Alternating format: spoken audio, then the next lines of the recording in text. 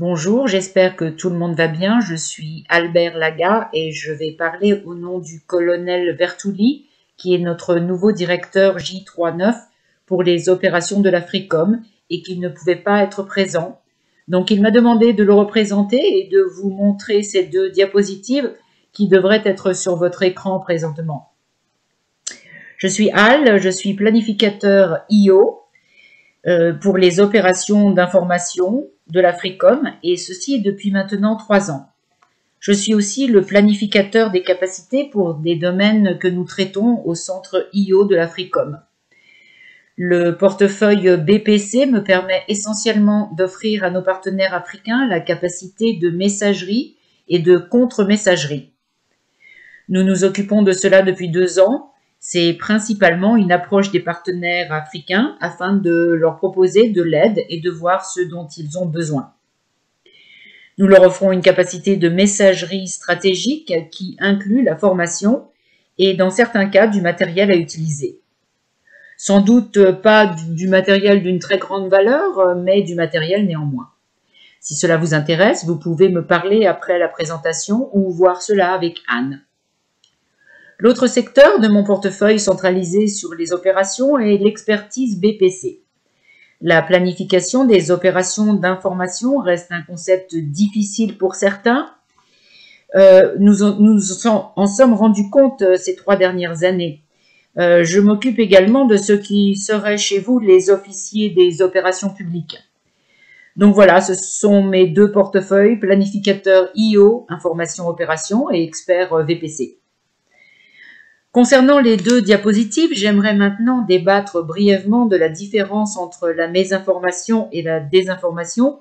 C'est un sujet très important en ce moment dans le monde entier à cause du Covid et donc pas seulement politiquement. Cela affecte grandement les gouvernements et la façon dont ils essayent de gérer l'épidémie. Donc quelle est la différence entre mésinformation et désinformation ? Je citerai la définition que nous utilisons au sein du IO du gouvernement américain. La mésinformation est une information incorrecte ou trompeuse envoyée par inadvertance ou involontairement afin d'influencer l'opinion publique ou d'obscurcir la vérité. En général, les personnes qui utilisent la mésinformation pensent que cette information est vraie. Ils entendent l'histoire de leurs amis, par exemple, et la racontent. Ils essayent de les persuader que quelque chose auquel ils croient pour des raisons personnelles, professionnelles ou politiques. Pour la désinformation, celle-ci est beaucoup plus sournoise. Il s'agit d'une fausse information qui a pour but de blesser. La désinformation est une fausse information diffusée donc délibérément et souvent de manière clandestine afin d'influencer l'opinion publique ou d'obscurcir la vérité. Les acteurs étatiques de ces sortes d'informations s'entraînent les uns sur les autres depuis très longtemps. Mais chaque propriété, si vous regardez le bas de la diapositive, la désinformation et la mésinformation, toutes les 2 contribuent aux fausses nouvelles. Tout le monde parle des fausses nouvelles en ce moment dans le monde entier. Toutes les 2 posent un risque pour le public et même pour le porteur de ces informations. Ce porteur d'informations perd sa crédibilité où la crédibilité de l'histoire s'estompe. Et cette histoire est généralement soumise au public ou aux preneurs de décision. Cela donne de fausses données. Elle crée exactement l'opposé de ce qui a besoin d'être fait pour résoudre un problème ou apaiser une situation. Donc les 2, mésinformation et désinformation, sont très mauvais. La plus grosse différence entre les 2, c'est l'intention. L'une est faite exprès, l'autre non.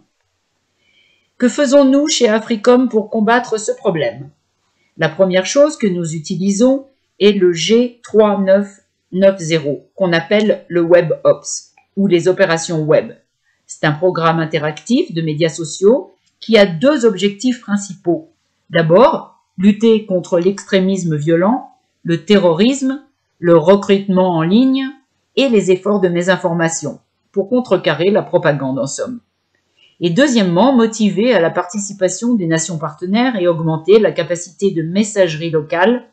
Cela veut dire votre capacité préexistante de communiquer des messages appropriés et des contre-messages. Une autre chose que nous faisons, et par ailleurs il y a un lien en bas de l'écran si vous souhaitez voir la forme digitale de tout cela, mais si vous préférez la version papier, nous pouvons vous l'envoyer par la poste où vous voulez en Afrique. Donc le Forum de défense africaine existe en format digital pour les forces de la sécurité en Afrique. Nous en imprimons 4 fois par an, tous les trimestres, et en format magazine, nous la publions en 3 langues, français, arabe et anglais.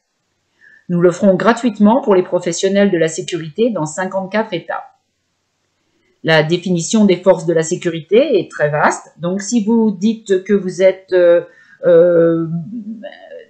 travailleur pour l'ambassade ou pour un bureau diplomatique, cela fonctionne aussi. Vous n'avez pas besoin d'être dans l'armée. Nous pouvons vous envoyer une copie. Nous avons 3 modèles, donc médias digital, médias social et papier, et nous sommes présents sur Facebook, Twitter, Instagram et Pinterest. Les liens sont en bas de votre écran.